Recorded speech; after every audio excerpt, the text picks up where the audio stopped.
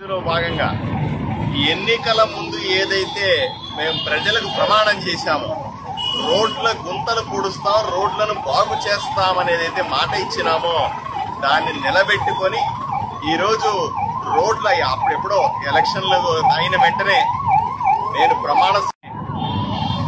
ప్రమాణ స్వీకార సమయంలో మంత్రులను కలిసి రిప్రజెంటేషన్లు ఇచ్చి మా ఆదోనిలో రోడ్లు బాగలేవు, గుంతలు మోకాల దాకా ఉన్నాయి, వాహనదారులంతా ఇబ్బంది పడతా ఉన్నారు, ప్రజలు నడవలేకపోతున్నారని చెప్తే అది 3 నెలల తర్వాత ఇప్పుడు డబ్బులు శాంక్షన్ అయినాయి.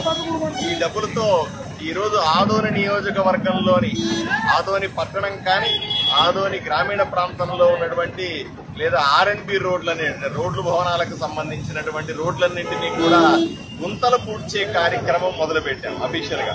అప్పుడెప్పుడో గణేష్ నిమజ్జన సమయంలో అత్యవసరంగా 4 గంపలేసి ఏదో సర్దాం. అప్పటికి దేవుడు పోవడానికి వీలుగా, మనుషులు నడవడానికి వీలుగా అయితే చేశాం. అప్పుడు అందరూ అన్నారు మమ్మల్ని ఏదో టెంపరీగా 4 గుంతలు మట్టేశారని చెప్పారు. ఈ రోజు వాటిలన్నింటినీ కూడా తీసేసి శాశ్వతంగా ఈ గుంతల్ని పర్మనెంట్ గా పూడ్చే కార్యక్రమం చేస్తాం.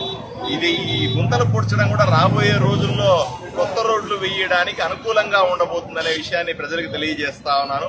ఆదోనిలో అభివృద్ధి మొదలైందని మీకు ప్రజలకు భరోసా ఇస్తా ఉన్నాను. 1,22,00,000 రూపాయలతో గుంతలు పూడ్చే కార్యక్రమం మొదలుపెట్టాం. ఈ డబ్బులు కేవలం గుంతలు పూడ్చడానికి మాత్రమే ఉపయోగిస్తాం. అదే సందర్భంలో ఎన్ఆర్జీఎస్ పథకం కింద 43 గ్రామాల్లో కూడా ఒక గ్రామానికి 1-2 రోడ్లు వేసే కార్యక్రమం కూడా మొదలైంది. దానికి 3,18,00,000 రూపాయలతో పనులు ఇంకోవైపున కూడా మొదలైనవి. కాబట్టి ఆదోనిలో అభివృద్ధి మొదలైందని ప్రజలకు విన్నవించుకుంటా ఉన్నాం.